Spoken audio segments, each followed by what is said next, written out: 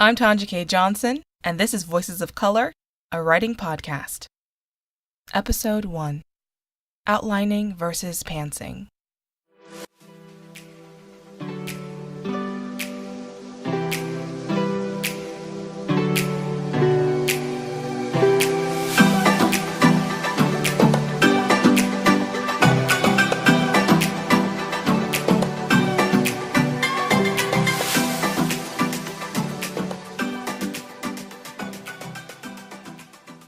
I am Tanja K. Johnson.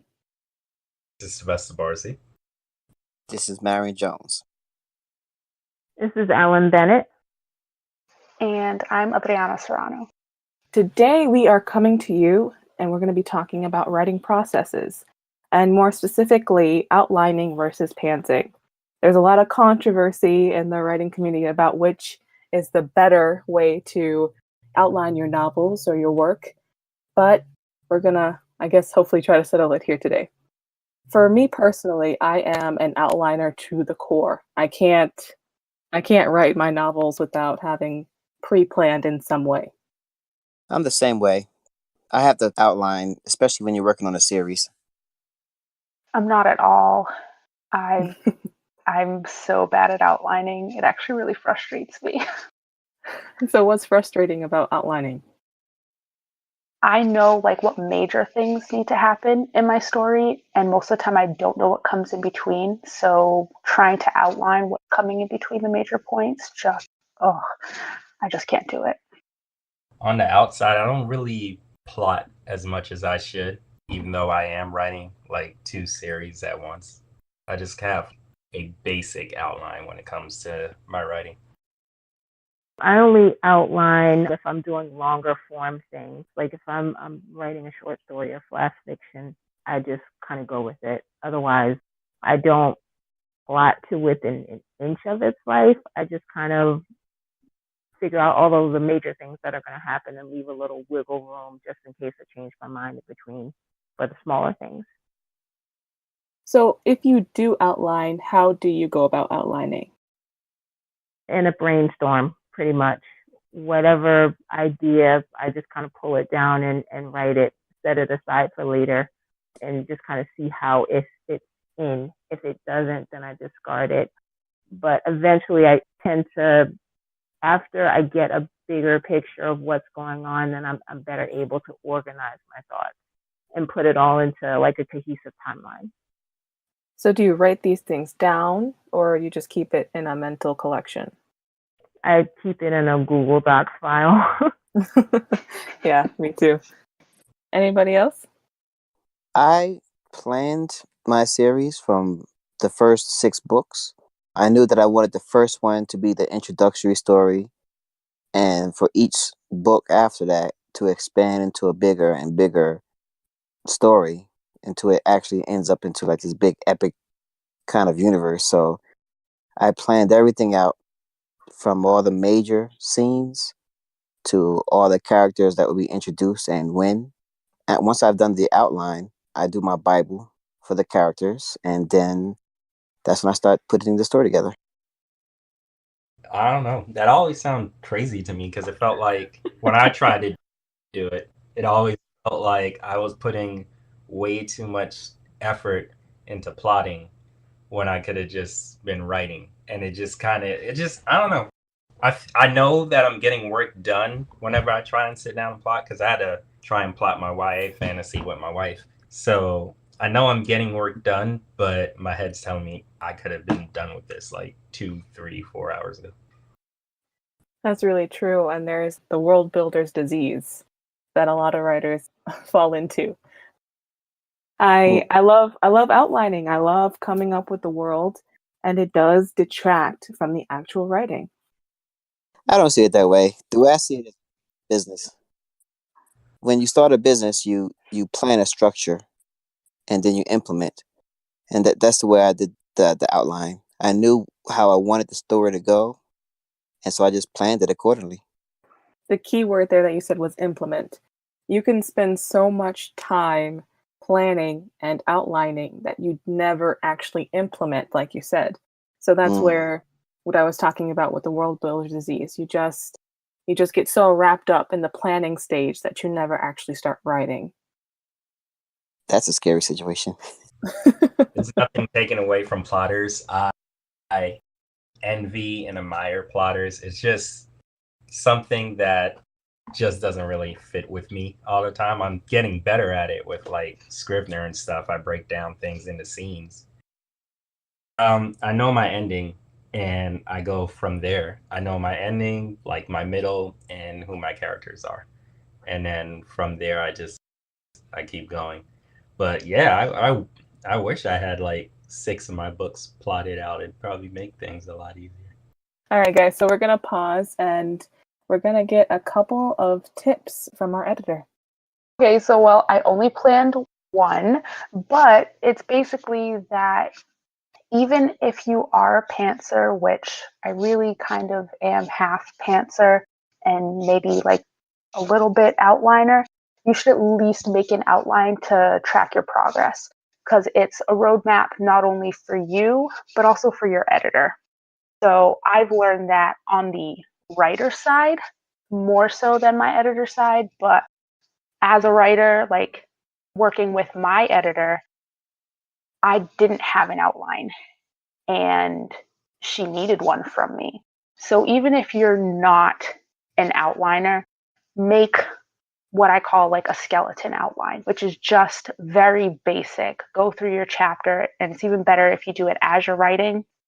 Write down the major things that happen in that chapter just as a roadmap because you never know what happens. I get really confused a lot and I forget what I've written. So just having that roadmap is really good for me and it's really good for your editor. That was excellent. That was really good. I definitely agree with that as a outliner myself. Yeah, a roadmap definitely helps, especially if you're building a series, because it's nice to have like a little book Bible for each book. So you don't have to go back and read to figure out what color eyes so and so was or what happened in chapter 4. Yeah, going back and having to do it afterwards is probably one of the most painful things. I had to do that with my first book. I had to go back and make the outline that I didn't have, and I'm not sure I've ever experienced anything worse in my life. It was so horrible. I hated every second of it. But lesson learned. I feel like every writer, I mean, has a little bit of both. I feel like there's people that are very organized and can definitely sit down and plot. And then there's just, I feel like most pantsers just have a small sense of plotting. I don't think anyone just sits down with no clue whatsoever. I kind of consider myself a pantser and an outliner in the fact that I pants my outline. I mean, I have to give myself some kind of leeway, and so I say that I pants my outline, and the outline is never really set in stone. So even while I'm writing, there are times when I'm like, oh no, I like this idea better. So then I'll write that, and then I'll go amend my outline. Yes, I do that all the time. I call it giving myself room to derail because guaranteed I will derail. So, but thankfully, an outline is flexible and you can just go in and delete what you had and fill in what you actually wrote. I see it as a ladder. Like when I outline, I'll have all these different steps, but then sometimes I do dictation because I have a long drive. So I'll dictate scenes, and then an idea will pop up, and I'm like, "Oh, that's awesome! I think I'm going to put that in there." So I just have to decide on which steps to slide it in between. So let's slide into talking about pantsing. So how do you guys really define pantsing? Is pantsing something that you really know what it is, or it's just something that happens as it happens? I kind of feel like it happens as it happens. I think of a story that I wrote that woke me up out of my dream. I had no idea what was going to happen from one scene to another, but I just kept writing it, and after a while, I was able to pare down the essence of the story, but I just kind of reformed the whole thing with no outline. So I kind of think that it happens. And for those of us who are not as organized as others, like it's ideal. So does pantsing affect your writing in a greater way, or I guess in a lesser way than outlining does? Well, it gives me a bit more leeway to follow certain rabbit holes. Like I don't like feeling like something has to happen. Like if I have a thought that something might happen, but as I get there, it's not clicking. I like to be able to allow myself to say, hey, that's not working. Let's just explore this instead and go with it. May not have an idea of what's going to happen from scene to scene to scene, but I know that it's better than what I had before. So I don't know. Like I said, I just kind of free form it and go with it. When people start forgetting that their outline is flexible and that it can be moved, some people have a set end goal, and then when they get stuck somewhere in their book, they stay there for a while because they're trying to make it work to that point instead of just pivoting and going with the flow or something. I write a lot of horror, so I know someone might need to die. I might not know who, I don't know how they're gonna die, but someone's gonna die. That's how it is. And a lot of things change. And even when I was doing an outline with my wife, I had to like break away from her and just let the story develop because she was kind of set in stone, like, no, this was where we're supposed to go. And I wasn't about to rewrite a chapter, so we wasn't going there. I think that's, what with like what both of you were saying, like that it kind of feels like freedom, and maybe it's a personality thing where, like, for me, if I have it written down, sometimes like when I tried like strict outlining, I felt like I really had to do what I'd already written. So that's why I like stopped and then decided pantsing was a little bit better, but then realized that maybe I could just make my outline as I pantsed, and that way I wouldn't forget, because I needed the freedom to say, okay, I know they need to get from point A to point B, but I have no idea what that means. I know this major thing needs to happen, and I know this major thing needs to happen. And what needs to happen in between, I have no idea. So I'm just going to let the characters do their thing, and as they do their thing, I'll write down what their thing was. So you can pants it, but still keep track of yourself. If it's just part of your personality and just how you think of it, because some people could look at pantsing and just think you're going Think it's a wild hot and you're mess. not. Yeah. Yeah, it's a hot mess, and then you've got this finished product that you need to like go all over again, which happens and stuff. And then some people look at plotting and feel like they've invested a lot of time in building the structure when they could Yeah. have just The been. chaos works for some of us. So it just depends how you are. Yeah. As we're talking about this, a really good point has come up. Pantsing and outlining have absolutely no meaning whatsoever if you don't understand story structure. You can be going along pantsing your way through a story, but if you don't know which beats to hit to make it a rounded story, then you're just pretty much wasting time. And same way with outlining. You can spend weeks, months, however long it takes you to outline a story. And if you're not hitting the correct notes, your story, with all its planning, is going to fall flat. Yeah. You got to know the rules before you can break them. I mean, it's definitely good to know to study up on story structure and know how to make an outline, I think, and know what a story is quote unquote supposed to look like. And once you know that, go for it. Break the rules and do what you want, but make sure you know the rules first. You definitely have to understand the overall concept of building a story, and then you have to know exactly what your genre consists of, what tropes, what are the key things that you should be getting. If you're gonna pants, you should at least know the of it all. It's knowing where where the audience expects you to zig and you zag instead. And it's kind of how you keep them on their toes. It shows that you have an understanding of story structure, but still we're going to play with this a little bit. So I've pantsed few stories before, and the issue that I always come up with is that my middles are kinda murky. I don't really know what's gonna happen in the middle, so I just throw in a bunch of events and hope it sticks with the beginning and the end. Do any of you guys experience anything like that?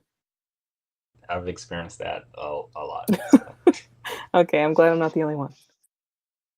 So how do you get past that since you are a pantser? I feel like because I write zombie fiction, it's just kind of not working. I feel like the chapter's moving slow or I'm not getting where I need to, then I kill somebody. That's just what happens. So, or I'll throw something at the main character. Like if I really don't have a plan for the middle but I know how it's supposed to be, then I try something different, kind of tweak it. I try a lot. Okay. I don't even know. I like those surprise moments or like those moments where you felt like you were going one way and then totally new idea just pops into your head. And that's something that happened with me in my first book that I pantsed, and I felt like the incident that happened changed the whole vibe of my story. And those moments are really cool as a writer. When you don't have an outline and you're continuing your series, do you have to then go back and flip through the books you wrote before to get those key details that you might have forgotten, or were you able to just barrel through? You have to go back. Yeah, Hmm. for me, the first time I had to like go back to my book and see what I did. And then after that I decided to make like a book Bible, and I'll write down like my characters, or at least the characters that are going to be essential to the series, and a short bio of them, eye colors, things like that. And for each book, I'll probably write down the key events. So basically, like the middle, just things that I know that I might need to revisit this in like book 4 or something. I'll make a note of it.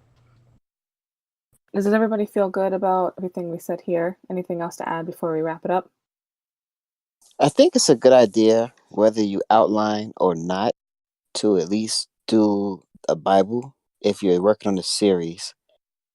Because when you're working on multiple books, it's kind of hard to remember small details. Yeah, that's definitely true. I have a huge Bible for my series. For any answers that are listening to this, I'm sorry if I did not represent you the way that I thought I was gonna come into this guns a blazing, and then like maybe I should have outlined this a little bit. But whatever. All right, guys. So that's all that we have for you today. This has been Voices of Color, a writing podcast. We'll see you in the next episode. Before we close out today's episode, I want to give you guys a little bit of homework. So those of you in the audience, I want you to go back and look at your favorite book. Read a few sections and let the reasons why you love it come back to you. Then ask yourself, did the author plan out their series, or did they free write and pants everything? This episode was really about opening ideas and doors for people who might not be sure about their process, but you know what's best for you.